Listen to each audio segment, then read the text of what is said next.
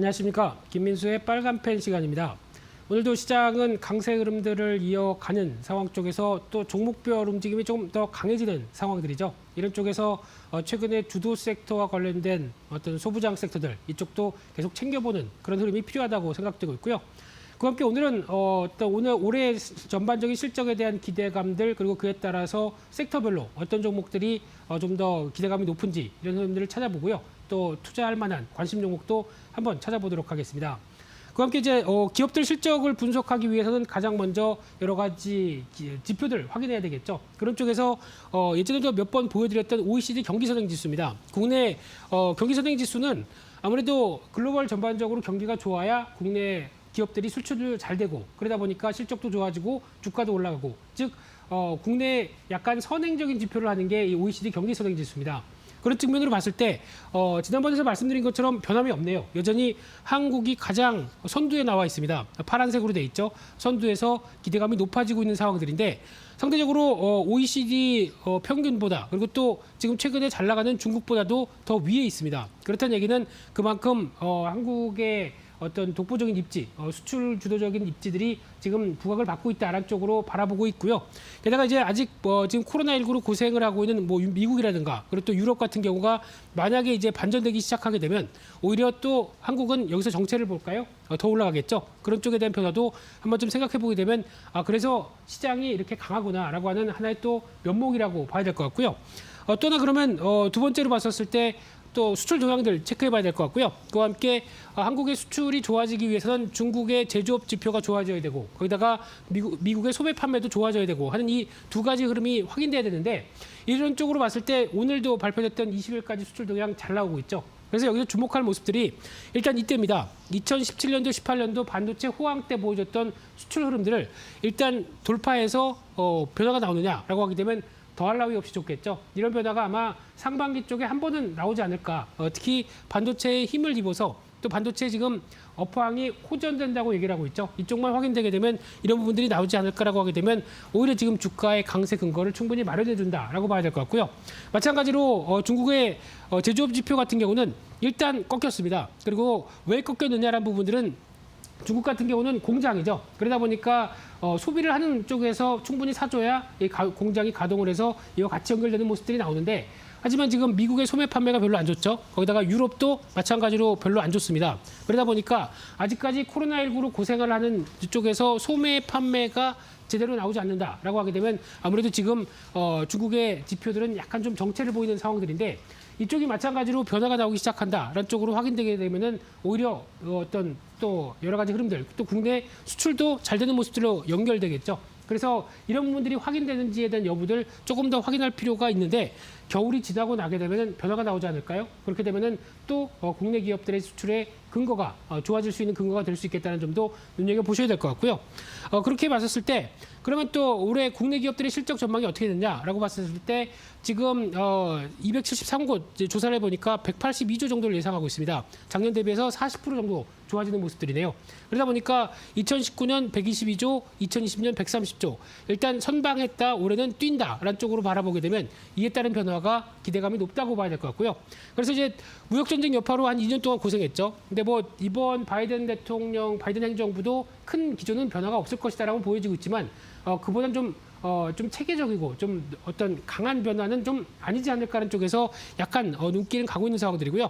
게다가 코로나19까지도 어느 정도 정점을 지나갔다라고 하게 되면 일단 실적에 대한 변화가 나올 가능성이 높다 보니까 이는 일단 경기와 연관이 되겠죠. 그러면 경기가 회복되고 정상화됐었을 때 그동안 소외받았던 경기 민감 섹터가 움직인다라는 관점적으로 바라보는 게 올해 기업들에 대한 여러 가지 평가가 맞지 않나라는 생각이고요. 그런 측면으로 보게 되면은 올해 실적 전망이 좋을 걸로 보여지는 대표적인 업종 몇 가지를 보여주게 되면은 조선이 실적이 잘 나올 것 같습니다. 그래서 작년 대비해서 한 320% 실적이 좋아질 것이라고 보여지고 있고 통신 장비, 백화점, 자동차, 뭐 제약, 반도체 이런 식으로 나오고 있는데 대표적으로 백화점이나 자동차, 뭐 통신 장비 같은 경우 조선도 마찬가지겠지만 코로나19에 따른 피해를 회복하는 데 초점이 맞춰져 있는 대표적인 경기 관련된 쪽이죠. 그러다 보니까 이런 쪽에 대한 변화가 기대가 된다라는 쪽으로 눈여겨보셔야 될 것 같고요. 그렇게 됐었을 때 그러면 이제 앞서 말씀드린 것처럼 경기 민감 섹터들 뭐 반도체를 필두로 해서 정유화학, 건설, 조선, 철강, 금속 이쪽이 눈높이가 높아지다 보니까 일단 성장주 대비해서는 가치주 쪽에 대해서 좀 더 관심이 이동되고 있다는 관점으로 보여지고 있는데 물론 오늘 미국 시장에서 바이든 대통령 취임식에도 불구하고 이제 성장주 관련된 IT 기술주들이 계속 올라갔습니다. 왜냐하면 아직 금리는 크게 변할 가능성이 없다는 관점 쪽에서 움직이는데 그래도 어떤 경기가 움직이기 시작한다라고 하게 되면 같이 경기 민감 관련된 쪽 이쪽이 더 일단 탄력들이 좋아질 가능성이 높겠죠. 이쪽도 눈여겨보셔야 될 것 같고요. 그런 측면으로 보게 되면은 대표적인 앞서 말씀드렸던 섹터 쪽에서 대표 주자들 실적을 한번 확인해 봤었을 때 대부분 보시게 되면 올해 다 좋아질 걸로 예상을 하고 있는데 거기서 이제 실적 대비 특히 자산 대비해서 저평가가 많이 보이는 업종들이 오히려 탄력을 가할 것이다라고 보시는 게 맞을 것 같고요. 하지만 여기서 이제 체크 포인트를 한번 살펴보게 되면 조선업종 같은 경우 일단 실적 좋아질 걸로 보여지고 있는데 신조성과죠. 즉 신조성과가 좀 올라오기 시작하고 특히 원재료 대표적으로 철강 가격들이 올릴 걸로 보여지는 만큼 이 부분을 충분히 어느 정도 상쇄해서 신조성과가 올라가고 그래서 수익성이 좋아지는지는 약간 좀 확인이 필요합니다. 단순하게 수주만 좋아지는 것보다 수주는 꾸준히 받고 수익성도 좋아지는 게 확인돼야 되겠죠. 이쪽을 일단 확인해야 될 것 같고요. KMW는 통신장비와 관련된 쪽은 일단 수주가 관건이죠. 이번에 지금 나오고 있던 T모바일 관련된 쪽에서 삼성전자가 수주가 좀 실패하다 보니까 약간 기대감이 좀 꺾인 모습들이 있는데 그래도 나머지 뭐 버라이즌이라든가 나머지 회사들 같은 경우에 변화가 계속 수주가 들어오는 쪽으로 보게 되면 기대감은 높아질 수 있고요. 또 하나 이제 백화점 쪽 말씀드렸고 자동차 쪽은 중국 판매가 중요하다라는 얘기 말씀드렸죠. 게다가 지금 주가는 실적이 개선된다는 정도만 반영되고 있고 만약에 친환경차에 대한 성과가 나오기 시작한다 그러면 더 배가가 돼야 되겠죠. 그러면 자동차주에 대한 기대감이 한층 더 높아질 수 있다는 점은 염두를 하셨으면 좋겠고요. 그밖에 제약주 쪽도 눈높이는 높아지는데 바이오주가 그렇게 눈높이가 높지 않다는 관점 쪽에서 이렇게 크게 말씀드릴 쪽은 없다고 생각되고 있고요. 그와 함께 또 반도체 쪽에서는 메모리 반도체 쪽이 상반기에 지금 최근에 어떤 D램 가격들이 일단 현물 가격들이 올라가기 시작하죠. 그러다 보니까 어떤 고정거래 가격들이 1월 말에 발표되는 게 한층 더 업그레이드 된다라고 하게 되면 기대감이 높아질 수 있다는 점들 염두하셔야 될 것 같고요.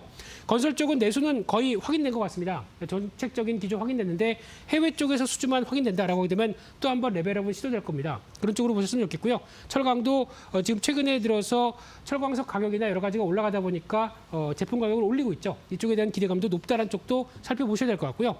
그럼 이런 측면으로 봤었을 때 좀 확인해야 될 종목이 무엇이냐라고 봤었을 때 대표적으로 현대백화점을 꼽고 싶습니다.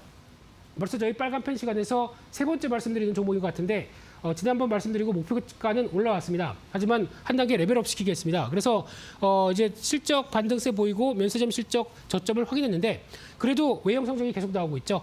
신규 프리미엄 아울렛 남양주라든가 여의도의 서울 최대 규모 백화점이 2월 말이면 생깁니다.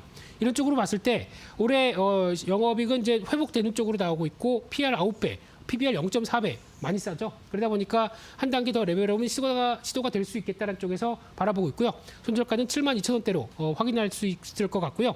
다음 종목은 KMW인데 솔직히 약간 자신은 없습니다만 그래도 아직까지는 미국 경기 부양에 대한 SOC 투자가 확대된다는 관점들 그리고 또 유럽도 본격적으로 5G 투자가 이어져야 될 부분들 이쪽이 경기 부양책과 같이 연결돼서 나오겠죠. 그러다 보니까 아직 실적에 대한 자신감을 뚜껑을 열어봐야 된다라는 분위기긴 하겠지만은 여전히 올해 기대감은 높습니다. 그러다 보니까 한 단계 레벨업 되면 9만 원대까지는 올라오지 않을까로 바라보고 있고요. 손절가는 71,000원대로 대응한 전략에 포커스를 맞추겠습니다. 그래서 오늘은 올해 기업들의 실적들의 변화될 가능성과 지표들 그리고 또 섹터별로 여러 가지 찾아봤는데요. 그래도 경기 민감주가 오래된 대세일 것 같습니다. 그렇기 때문에 이쪽에 대한 변화 계속 꾸준히 찾아보시고 대응하시는 게 중요하겠다 이렇게 말씀드리겠습니다. 그래서 오늘 준비한 내용들 여기까지 해서 말씀드리고요. 또 내일 이 시간에 찾아뵙도록 하겠습니다. 감사합니다.